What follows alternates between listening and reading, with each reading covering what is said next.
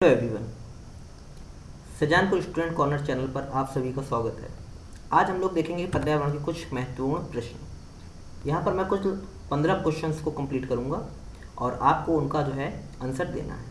आप बहुत पेशेंस रखते हुए पहले ऑप्शंस को देखेंगे और अपने मन में ही उनको सेलेक्ट करेंगे। उसके बाद मैं आपको आंसर बताऊँगा।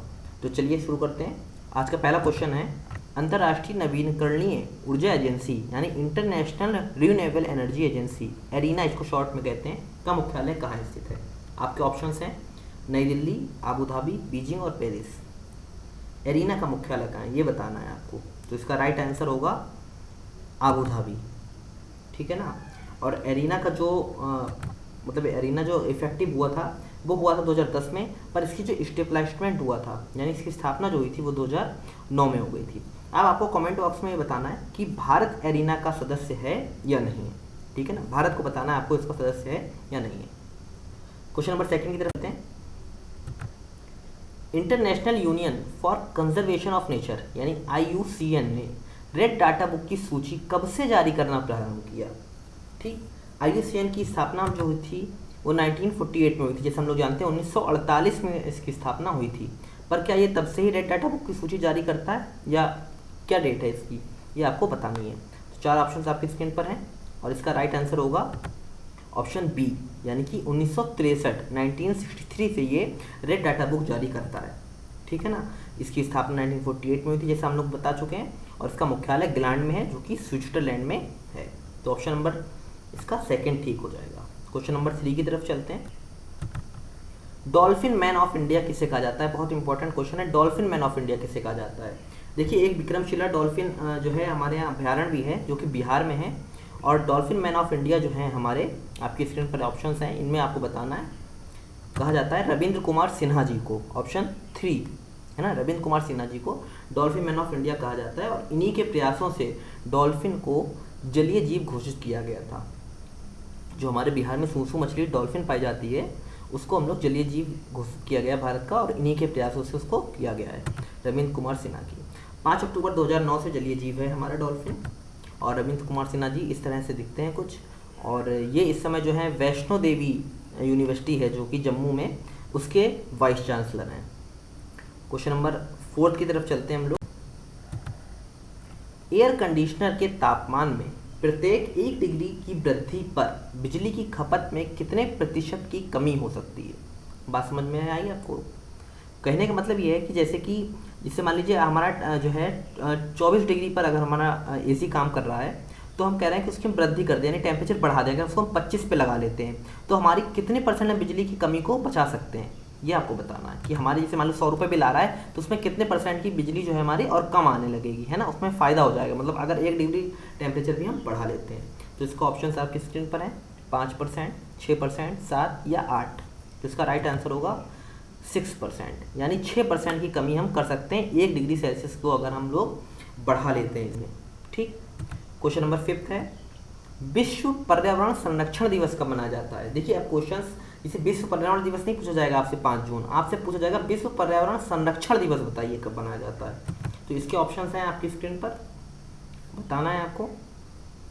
और इसका सही आंसर होगा 25 नवंबर, यानी ऑप्शन 3 के साथ हम लोग यहाँ पर जाएंगे 25 नवंबर को, ठीक। अब आपको ये बताना है कि 14 दिसंबर को क्या होता है। 14 दिसंबर आप बता सकते हैं? 14 दिसंबर को होता है ऊर्जा संरक्षण दिवस, है ना। और 10 अप्रैल को होता है हमारा जन संसाधन दिवस। ये दोनों डेट भी आपको याद रखनी है, बहुत इंपॉर्टेंट है। और 24 अक्टूबर को आप बताइए क्या होता है? ये संयुक्त राष्ट्र सभा का दिवस होता है। संयुक्त राष्ट्र की स्थापना हुई थी 24 अक्टूबर 1945 को, ठीक। तो ये सारी डेट मैंने क्लियर कर दी है, आपको ध्यान रखनी है, बहुत इंपॉर्टेंट क्वेश्चन था। नेक्स्ट क्वेश्चन है हमारा, क्षेत्रफल की दृष्टि से सबसे बड़ा जैव मंडल आरक्षित क्षेत्र कौन सा है? देखिए, भारत में कुल 18 जैव मंडल आरक्षित क्षेत्र हैं, और इसमें जो है क्षेत्रफल की दृष्टि सबसे बड़ा कौन सा है ये आपको बताना है। सुंदरवन, नंदा देवी, मन्नार की खाड़ी और पन्ना, इनमें से बताना है आपको। तो इसका सही आंसर होगा ऑप्शन 3, मन्नार की खाड़ी, जो कि तमिलनाडु में स्थित है।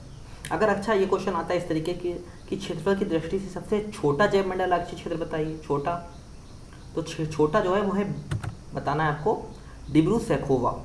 ये सबसे छोटा जैव मंडल आरक्षित क्षेत्र है, डिब्रू सैखोवा, और ये कहाँ है? असम में है, ठीक।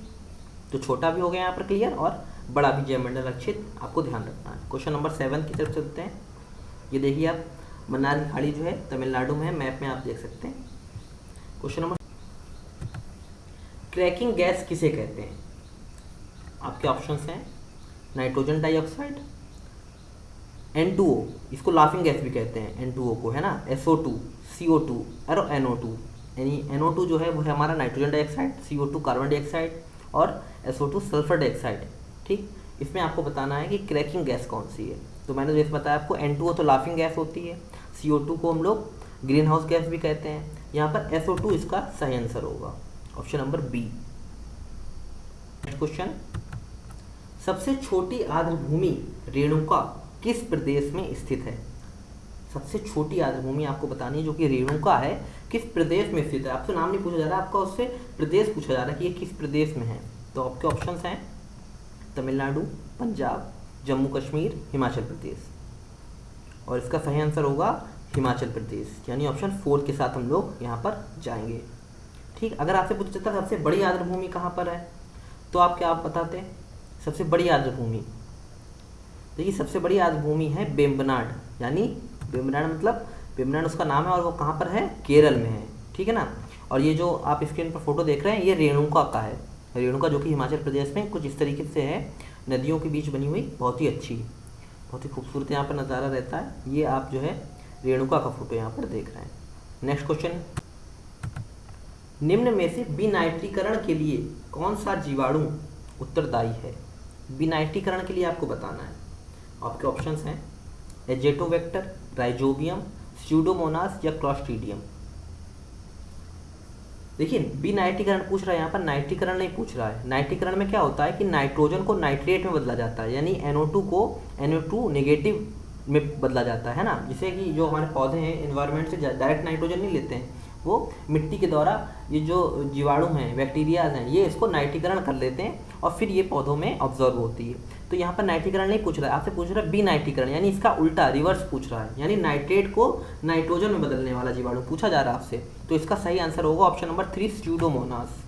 ठीक है ना। बाकी के जो तीनों ऑप्शन है एजेटोवेक्टर, राइजोबियम और क्लॉस्ट्रीडियम, ये नाइट्रीकरण के लिए यूज़ होते हैं। ठीक, और ये स्यूडोमोनास है, ये विनाइट्रीकरण का जीवाणु है। अच्छा, आपको जो है कमेंट बॉक्स में एक ऐसे शैवाल का नाम बताना, वैसे तो बहुत होते हैं पर एक शैवाल का नाम बताना है जो नाइट्रीकरण के लिए यूज़ होता है। ठीक, नंबर नेक्स्ट की तरफ चलते हैं। 10th, tiger man of India किसे कहा जाता है? टाइगर मैन ऑफ इंडिया, आपके ऑप्शंस हैं आपकी स्क्रीन पर, प्रमोद पाटिल, कैलाश साकला, जाधव मलई पेंग और सलीम अली। ये आपको बताना है टाइगर मैन ऑफ इंडिया किसे कहा जाता है। ठीक है ना। तो इसका सही आंसर होगा कैलाश साकला। ठीक, ऑप्शन नंबर 2 इसका सही आंसर होगा। और 1973 में जो प्रोजेक्ट टाइगर चलाया गया था उसका नेतृत्व भी इन्हीं ने किया था। ठीक, अच्छा, जाधव मोलाई पेंग के बारे में आप लोग कुछ बता सकते हैं? ऑप्शन 3 में जो लिखा है जाधव मोलाई पेंग, ये बहुत ही इंपॉर्टेंट नाम है। इन्हें फॉरेस्ट मैन ऑफ इंडिया कहा जाता है, जाधव मोलाई पेंग को फॉरेस्ट मैन ऑफ इंडिया। ये असम के रहने वाले हैं और इन्होंने रेतीली भूमि पर कईयों बीघा, कईयों जगह पर इन्होंने वन जो है रेतीली भूमि पर बना दिया है, इसीलिए इन्हें फॉरेस्ट मैन ऑफ इंडिया कहा जाता है। ठीक, और सलीम अली के बारे में तो सभी लोग जानते हैं, ये वर्ल्ड मैन ऑफ इंडिया हैं सलीम अली। ठीक, क्वेश्चन नंबर 11 चलते हैं। लाइकेन यानी कि जो कवक और शैवाल के द्वारा मिलकर बनाए जाते हैं में निम्न में से कौन सा संबंध पाया जाता है? आपको बताना है इनमें से कौन सा संबंध लाइकेन में पाया जाता है। सहभोजिता, सहोपकारिता, असहभोजिता और परजीविता। बहुत ही इंपॉर्टेंट क्वेश्चन है और इसका सही आंसर होगा, लोग समझ रहे होंगे सहभोजिता, पर यहाँ पर सहभोजिता सही नहीं है, सहकारिता, यानी ऑप्शन नंबर 2 के साथ हम लोग यहाँ पर जाएंगे। सहकारिता इसका सही आंसर होगा।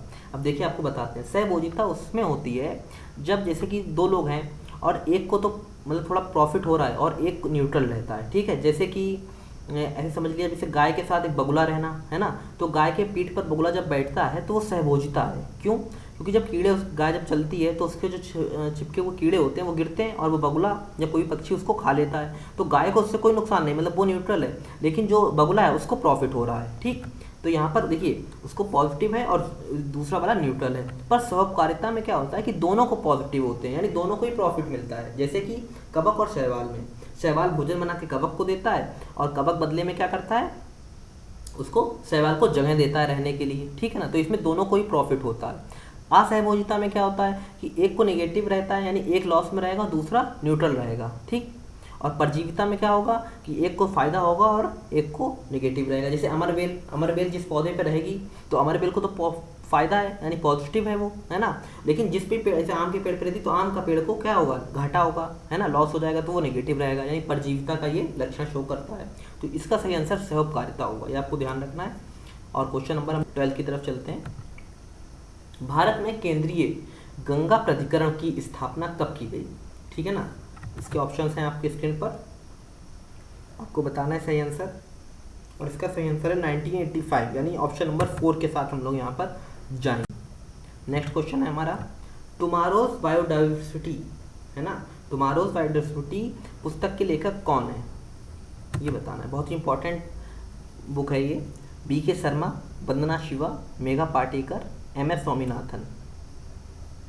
और इसका सही आंसर होगा वंदना शिवा, ऑप्शन नंबर 2 के साथ जाएंगे, वंदना शिवा इसका राइट आंसर होगा। टुमारोज बायोडाइवर्सिटी की लेखक जो हैं वंदना शिवा जी हैं, ठीक है। नेक्स्ट क्वेश्चन, नींबू में लिटिल लीफ निम्न में से किस पदार्थ की कमी से होता है। नींबू में लिटिल लीफ बताना है आपको, और आपके ऑप्शंस हैं जस्ते की कमी से, कॉपर की कमी से, मैग्नीज की कमी से, या बोरॉन की कमी से। और इसका सही आंसर होगा जी हाँ 2, कॉपर की कमी से। इसका आंसर है कॉपर की कमी से। अगर यही क्वेश्चन इस तरह से आता कि आम में लिटिल लीफ रोग जो है किस पदार्थ से होता है ना, आम में अगर पूछा जाता लिटिल लीफ जो है वो किस कमी से हो जाता है, तब फिर इसका आंसर क्या हो जाता है, जस्ते की कमी से, ठीक। पर अगर नींबू दे रखा है तो नींबू में कोई भी रोग होता है, अधिकतर ऑप्शन क्या रहेगा, कॉपर की कमी से, ठीक। ये आपको ध्यान रखना है। और आंसर नंबर जो है इसका 2 ठीक है। अब आज का लास्ट और बहुत ही इंपॉर्टेंट क्वेश्चन है 15, भारत में प्रथम जैव ईंधन उड़ान कहाँ से कहाँ तक तय की गई। जैव ईंधन उड़ान आपको बताना है कहाँ से कहाँ तक तय की गई थी। और इसके ऑप्शंस हैं मुंबई से पुणे, जयपुर से दिल्ली, पटना से लखनऊ, या देहरादून से दिल्ली। बताना है आपको इसका आंसर, और इसका सही आंसर होगा 4, देहरादून से दिल्ली जो है भारत में प्रथम जैव ईंधन उड़ान तय की गई थी, देहरादून से दिल्ली। देहरादून राजधानी है उत्तराखंड की। और यहाँ आपको ध्यान रखने वाली बात यह है कि अगस्त 2018 में भारत में सर्वप्रथम जैव ईंधन का प्रयोग देहरादून से दिल्ली के विमान में किया गया था, तथा जेट्रोफा के बीज से निर्मित तेल का प्रयोग इसमें ईंधन के रूप में किया गया था, ठीक। मतलब जेट्रोफा का जो बीज से निकला तेल था वो तो था ही था, और भी मिक्सचर था इसमें, ये नहीं सिर्फ बीज से निकला वो तेल से ही चलाया गया था, पर इसमें कुछ अमाउंट जेट्रोफा के बीज का भी था, इसीलिए इसको जैव ईंधन उड़ान कहा जा रहा है। तो आज के लिए हम लोगों ने 15 क्वेश्चन कवर करे हैं। बहुत ही इंपॉर्टेंट क्वेश्चन एनवायरनमेंट के थे, और आगे भी इस तरीके से आपको क्वेश्चंस मिलते रहेंगे। और आप चैनल को सब्सक्राइब कर लें अगर आप चैनल पर नए हैं, और आपको ऐसे ही इंपॉर्टेंट क्वेश्चंस यहाँ पर साइंस के नेक्स्ट सीरीज में प्रोवाइड करवाए जाएंगे, ठीक है। धन्यवाद।